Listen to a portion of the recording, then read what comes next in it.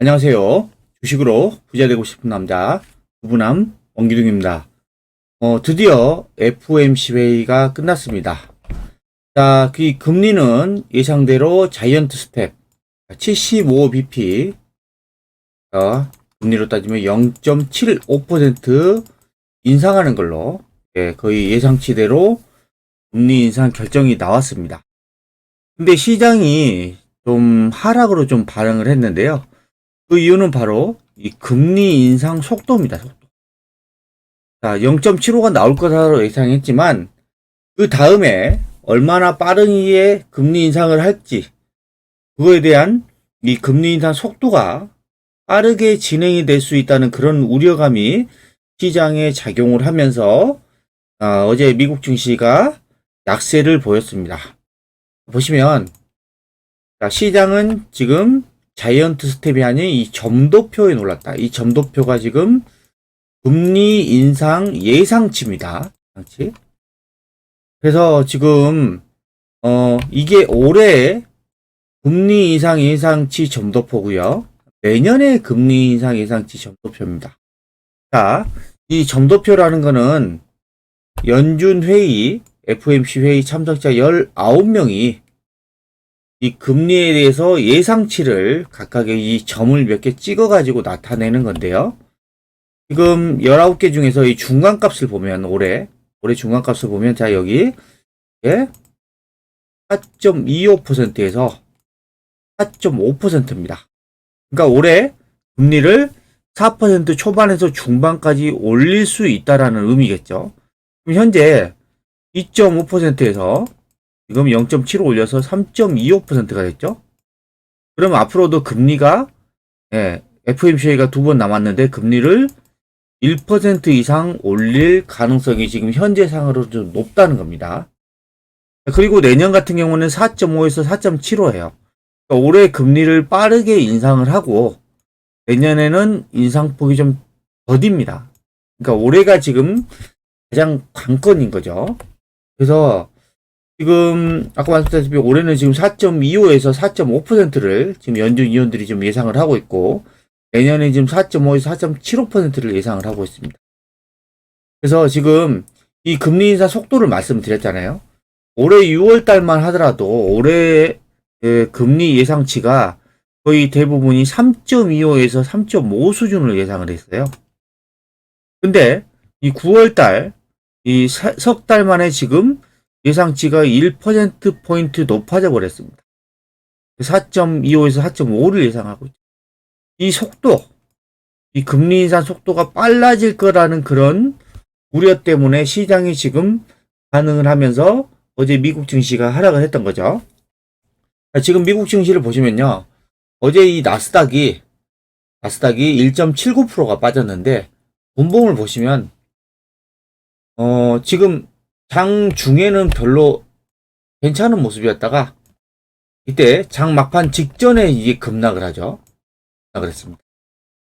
그리고 지금 오늘도 좀 빠지고 있어요. 아마 금리 인상 속도에 대한 우려감이 계속해서 시장에서 작용을 하고 있는 것 같습니다. 나스닥이 오늘도 좀 빠지면서 지금 7월달 이 전저점 부근까지 거의 다 내려와 버렸어요.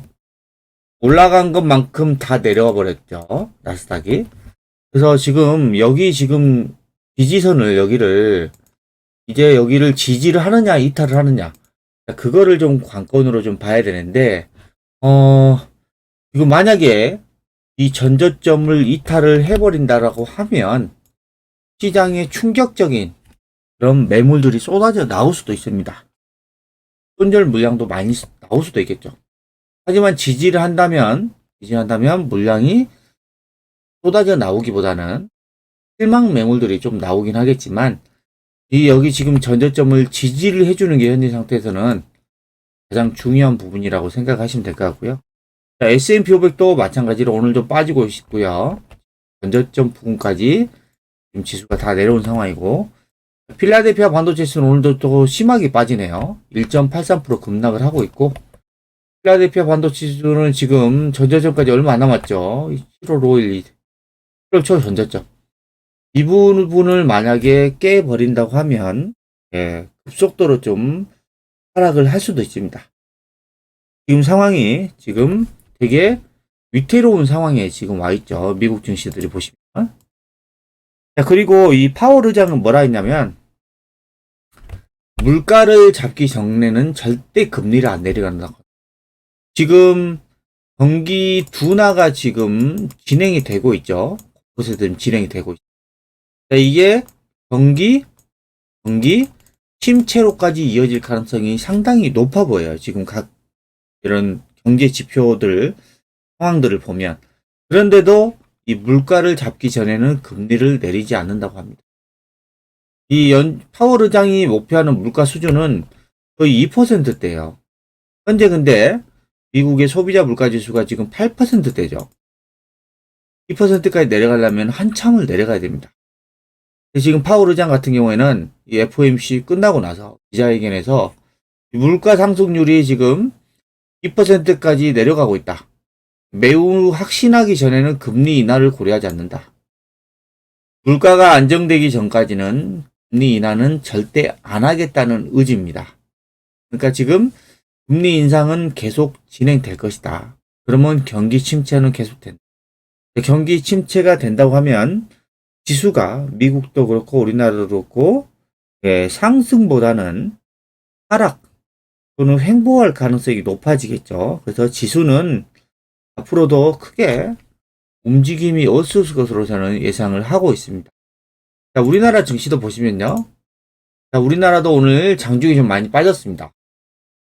닭이 2.49% 급락을 했는데 분봉을 보시면 오전 11시부터 자, 반등이 좀 세게 나오면서 그나마 낙폭을 축소하면서 좀 마감을 했어요.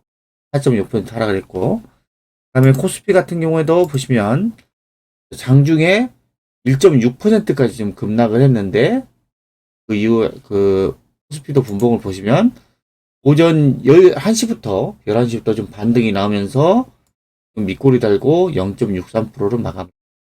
근데 지금 우리나라 증시도 보면 거의 7월 초 저점까지 지수가 다 내려온 상황이에요. 코스피도 그렇고, 그다음에 코스닥도 마찬가지입니다. 지수가 상당히 위태로운 상황입니다. 미국 증시가 만약에 전저점을 이탈하고 내려간다면 당연히 우리나라도 이 저점, 7월 초 저점을 이탈하고 내려갈 가능성이 높겠죠. 지수의 모습은 앞으로도 제가 봤을 때는 상당히 조금 회의적인 모습이 진행이 될 것으로 예상이 됩니다. 그리고 환율이 보시면 오늘 또 환율이 또 급등해버렸어요. 환율이 오늘 급등하면서 지금 최고점 좀 1413원까지 갔습니다. 환율이 끝도 모르게 지금 올라가고 있어요. 원달러 환율의 월봉을 보시면 제가 볼 때 이게 월봉의 모습으로 추세대로 보면 이 환율의 꼭지가 거의 다 온 것 같아요. 자, 이게 환율이 안정을 찾으려면 미국의 금리가 거의 오른 만큼 오르고 다음부터는 옆으로 횡보하는 그런 모습들이 나와야 제가 봤을 때는 환율이 좀 꺾이는 모습이 나올 것 같아요. 그 시점이 아마 올해 연말 정도가 될 것 같아요. 지금은 좀 상승하고 있는 상황이고 올해 연말 정도면 환율이 좀 고점을 찍고 좀 안정화가 되지 않을까라고 생각하고요. 지금 환율은 얼마나 높은 수준이냐면 2008년, 9년도 이때 미국의 글로벌 금융위기가 터졌을 때, 자, 이때 이후로 지금 14년 만에 이 부분까지 다 원달러 환율이 올라왔어요. 그만큼 시장이 상당히 불안하다는 것을 의미를 하고 있습니다. 환율이 원달러 원화 약세인 거죠. 원화가 약세가 된 이유는 뭐예요? 달러가 강세이기 때문에. 달러 보세요. 달러도 또 신고가 내고 가고 있습니다. 달러 월봉 차트를 보시면은 그냥 이거 뭐 급등주도 아니고 미친 듯이 올라가고 있습니다.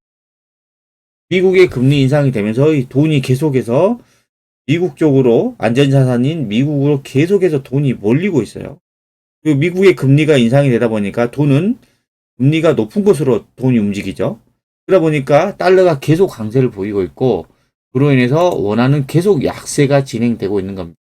자, 근데 이게 어느 정도 진정이 되려면 미국의 금리 인상 속도가 좀 낮아져야지 이런 환율에 대해서 조금 안정이 좀 될 것으로 예상이 됩니다. 시장 상황은 이렇고요. 시장 상황은 여전히 어렵죠.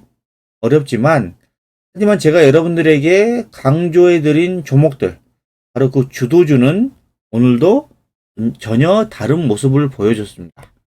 보시면 LG 에너지 솔루션 오늘 지수가 하락하는데도 오늘 1.88% 상승으로 마감을 했고요. 그 다음에 2차전지 전액 이 엔캠 같은 경우에는 오늘 3.85%나 강세로 지금 마감을 했고요. 그 다음에 코스모 화학 2차전지 쪽은 지금 4.2%나 급등을 했고, 자, 그리고 이수화학 이거는 그 전고체 배터리 쪽이죠. 이거는 좀 많이 오르지는 않았는데 이것도 좀 상승으로 좀 마감을 했고, 그 다음에 폐배터리 헤비캠 오늘 8% 급등을 했고요.